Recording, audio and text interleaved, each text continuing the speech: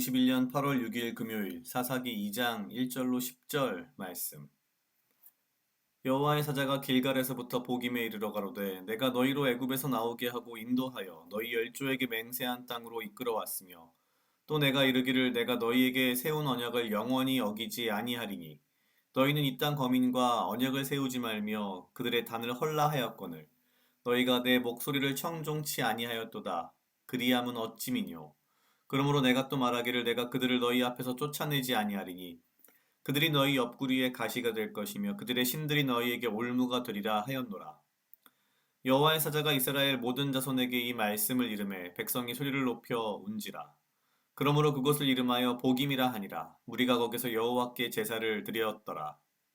전에 여호수아가 백성을 보내매 이스라엘 자손이 각기 그 기업으로 가서 땅을 차지하였고 백성이 여호수아에 사는 날 동안과 여호수아 뒤에 생존한 장로들 곧 여호와께서 이스라엘을 위하여 행하신 모든 큰 일을 본 자에 사는 날 동안에 여호와를 섬겼더라. 여호와의 종 눈의 아들 여호수아가 110세에 죽음에 우리가 그의 기업의 경내 에브라임 산지 가하스산 북 딥낫 헤레스에 장사하였고 그 세대 사람도 다 그 열조에게로 돌아갔고 그 후에 일어난 다른 세대는 여호와를 알지 못하며 여호와께서 이스라엘을 위하여 행하신 일도 알지 못하였더라. 아멘. 오늘 사사기 2장 1절로 10절은 앞에서 보았던 사사기 1장의 연결 그리고 이후 벌어지게 될 사사기 시대에 대한 어떤 연결 부분이라고 볼 수 있습니다. 2장 1절은 이렇게 시작됩니다. 여호와의 사자가 길갈에서부터 보김에 이르러 사사기에 등장하는 어떤 자주 등장하는 표현 중에 하나가 여호와의 사자에 대한 이야기입니다. 여호와의 사자가 계속 나타나는 건 사사기까지이고요. 이후 이제 이스라엘이 왕정 국가에 들어가게 되면 이제 여호와의 사자가 나타났다라는 표현이 거의 나타나지 않습니다. 여호와의 사자가 길갈에서부터 보김에 이르렀다라고 되어 있는데 그냥 단순히 지명이라고 생각할 수도 있지만 나름 앞으로 이 사사기의 전반적인 흐름이 어떻게 될지에 대한 예고를 하고 있습니다. 길갈이라고 하는 곳은 이스라엘 백성들에게 굉장히 일종의 성지라고 할 수 있는 곳입니다. 요단강을 건너서 가나안에 들어와서 처음으로 이제 단을 쌓고 제사를 드리고 그 다음에 각 지파들이 자기들의 땅을 나누어 받은 그런 굉장히 의미 있는 그런 곳인 거죠. 동시에 길갈이라고 하면 결론적으로는 이스라엘 백성이 하나님과 함께 했다는 어떤 증거의 장소이기도 합니다. 그런데 길갈에서부터 시작을 해서 보김에 이르렀다고 되어 있습니다. 시작은 길갈이었는데 끝은 보김이었던 거죠. 보김은 사실 이후 2장 4절에 등장하는 것처럼 백성이 소리를 높여 운지라 5절 그러므로 그곳을 이름하여 보김이라 하니라. 즉 백성이 소리 높여 울은 장소라는 의미가 복임이 되는 겁니다. 이스라엘 백성이 여호와와 함께하여 여호와의 백성으로 가나안을 받은 그 길갈에서부터 여호와 앞에서 울게 되는 복임까지 이스라엘 백성이 어떻게 운명이 어떻게 흘러갈지가 보이는 거죠. 그러면서 1절에서 여호와의 사자는 이렇게 이야기합니다. 애굽에서 나오게 하고 인도하여 너희 열조에게 맹세한 땅으로 이끌어왔으며 또 내가 이르기를 너희에게 세운 언약을 영원히 어기지 아니하리니 과거로부터 지금까지 하나님의 신실하심에 대해서 이스라엘 백성에게 분명하게 이야기를 하시는 거죠. 그런데 2절부터 이렇게 되어 있습니다. 너희는 이 땅 거민과 언약을 세우지 말며 그들의 단을 헐라하였거늘 너희가 내 목소리를 청종치 아니하였도다. 그리함은 어찌미뇨. 참 이 표현이 뭐랄까요? 가슴이 좀 아픈 그런 느낌이 좀 듭니다. 그리함은 어찌미뇨. 내가 이렇게까지 너희에게 신실하게 대했는데 너희가 나와의 언약을 깨고 내 말을 듣지 않는데 왜 그랬느냐라는 거죠. 이스라엘 백성은 앞에서 1장에서 보았듯이 결국 적당한 수준에서 전쟁을 멈추거나 혹은 심지어 가나안 사람들을 두려워하여 더 이상 전쟁을 수행하지 않고 적당한 수준에서 그냥 가나안에서 같이 섞여 살기를 원했습니다. 그리고 경우에 따라서는 자기들이 가나안 사람들을 다 멸절하라는 약속을 지킬 수 있었음에도 불구하고 뭔가 노역을 시키고 뭔가 경제적 이득을 취하기 위해서 그들을 살려두는, 오히려 그들과 언약을 맺는 상황으로 가는 거죠.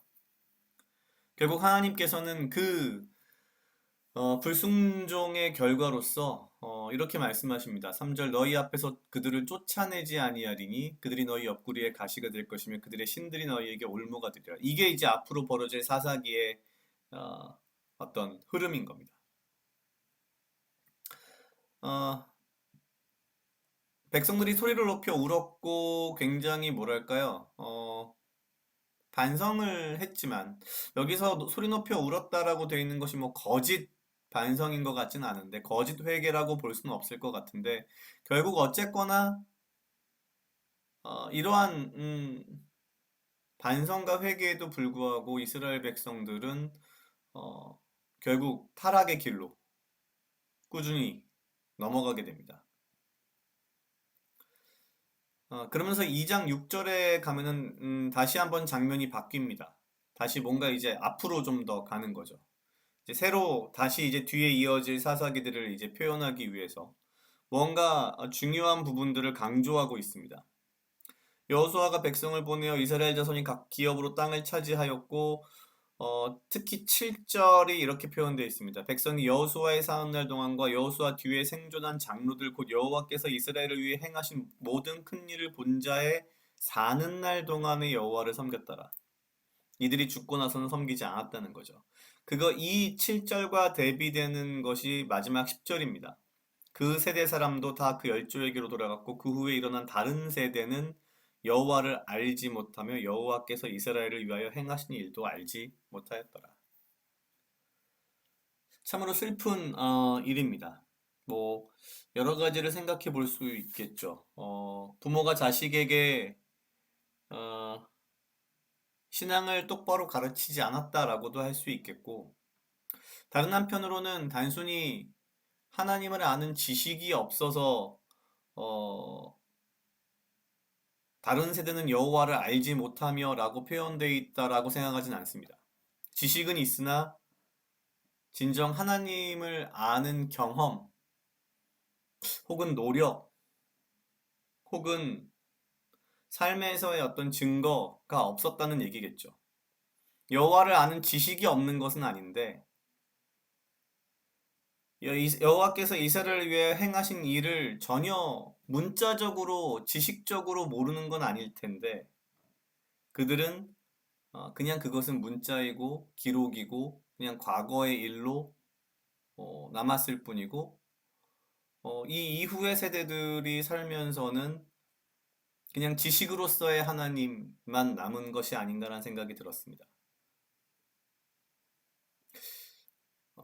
결론적으로는 여호와를 알지 못한다라는 이 표현이 오늘날 나에게도 굉장히 중요한 표현이 아닌가라는 생각이 들었습니다. 내가 지식으로 열심히 뭐 주석도 찾아보고 책도 읽어보고 열심히 여러 지식들을 쌓고는 있지만 그게 그냥 지식으로 끝난다면 나 역시 여호와를 알지 못하는 그 다른 세대와 다를 바가 없다라는 생각이 문득 들었고요.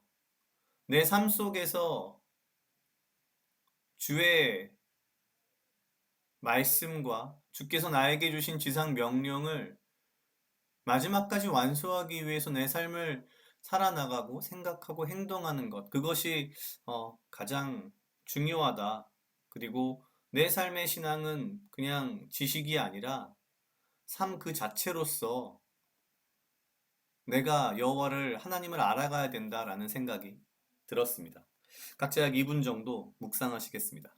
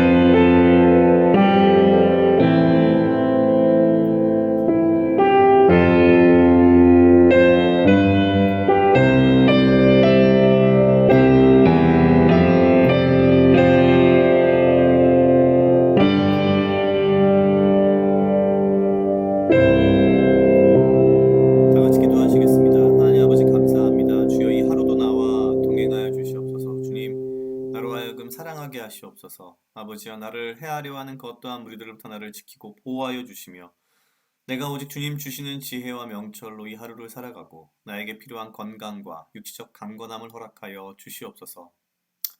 주님, 내가 하나님을 알지 못하는 그 다른 세대가 되지 않게 하시고 내가 나의 삶을 통하여서 아버지를 경험하며 내 삶에 주님의 주어진 지상 명령과 주님의 말씀을 내가 지키며 거룩하게 살아갈 수 있도록 주여 인도하여 주시옵소서.